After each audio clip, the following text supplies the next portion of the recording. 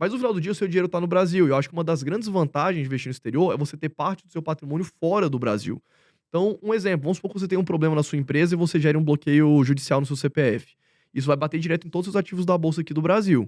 Lá nos Estados Unidos, o Bacen-Jude não bate direto assim não. Então, é um processo um pouco mais demorado, por exemplo. Então é uma forma de você blindar seu patrimônio também. E um outro ponto, se você precisar eventualmente sair do Brasil por qualquer motivo que seja, o seu dinheiro tá lá fora, né. Então vamos supor, o Brasil virou uma Venezuela, igual as pessoas gostam de falar, né, sei lá. Mas vamos supor que a gente tem uma inflação muito alta, a economia aqui vá muito mal pelos próximos 10 anos, você queira sair do país, você tenha patrimônio para isso, você já tem seus recursos lá fora. Outro ponto também que é importante lembrar, por exemplo, na Argentina, isso é coisa de 4 anos para cá, 3 anos para cá. O cidadão argentino ele é limitado a comprar $200 por mês. Você não pode hoje mais comprar mais do que $200 por mês. Então, vamos supor que isso aconteça aqui no Brasil. Você tem um investimento lá em bolsa e VVB11, mas você chegou no momento crítico que você quer tirar seu patrimônio do Brasil, você não vai poder comprar legalmente mais do que um certo valor X, que é o que está acontecendo lá na Argentina. Então, assim, a pessoa tem que pensar o quanto que isso é relevante para a vida dela, né? Ter uma parte do patrimônio de fato lá fora. Isso funciona, isso daí serve também de dica para BDR, né? Porque a pessoa muitas vezes ela vai lá, eu entendo, tem gente que acaba comprando BDR, eu não invisto por BDR, mas sei de pessoas, e aí você também não está exposto, né, lá fora, porque você está investindo aqui no Brasil.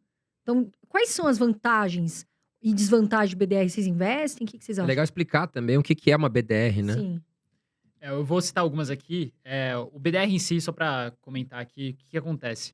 Um banco hoje aqui no Brasil, por exemplo, vamos supor, vai o Banco Bradesco. Ele chega lá na Bolsa Americana, compra os ativos, falando aqui de forma bem simplista, tá? Não é na regra assim, mas ele vai lá na Bolsa, compra os ativos, então compra a Apple, por exemplo, e coloca em custódia, que a gente fala, como se fosse um cofre ali. E aí ele vem aqui no Brasil e ele emite papéis, né, certificados ali, que equivalem àquelas ações lá fora. Então, quando o investidor está comprando aqui no Brasil, ele está comprando os papéis que equivalem às ações, não às ações. Então ele não é acionista. Não é acionista. Já vai por aí.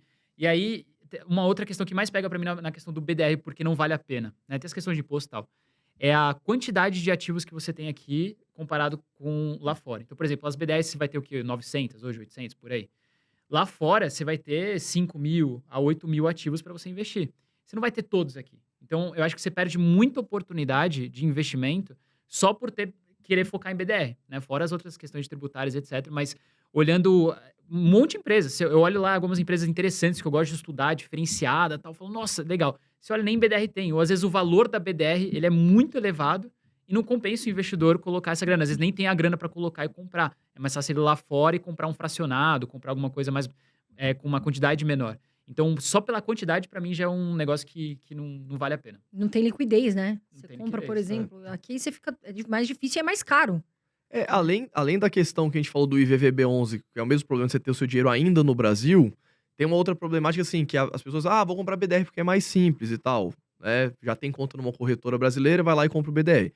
Só que o que acontece, como a maioria dos BDRs hoje não tem liquidez, ou seja, não tem muito volume relevante sendo transacionado, a gente acaba pagando um preço que a gente nem vê, que é você compra a ação aqui, porque normalmente as BDRs têm o que a gente chama de market maker, que é uma instituição financeira que fica dando ordem de compra e venda para dar liquidez para o mercado.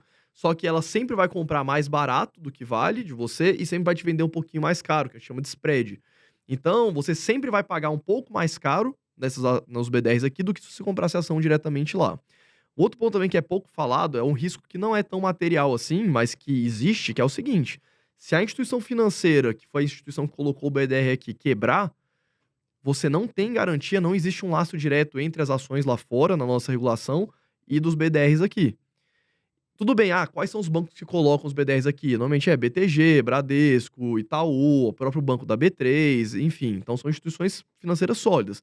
Mas se tiver qualquer tipo de problema de liquidez nessa instituição financeira, o seu BDR ele não está lastreado. Então, por exemplo, se um banco quebrar, você vai entrar na lista de credor do banco para receber, sabe lá quando, algum valor. Então, é um risco que eu vejo que também é pouco falado, é um risco muito pequeno, talvez por isso, mas é uma realidade também. E Então, assim, agora, você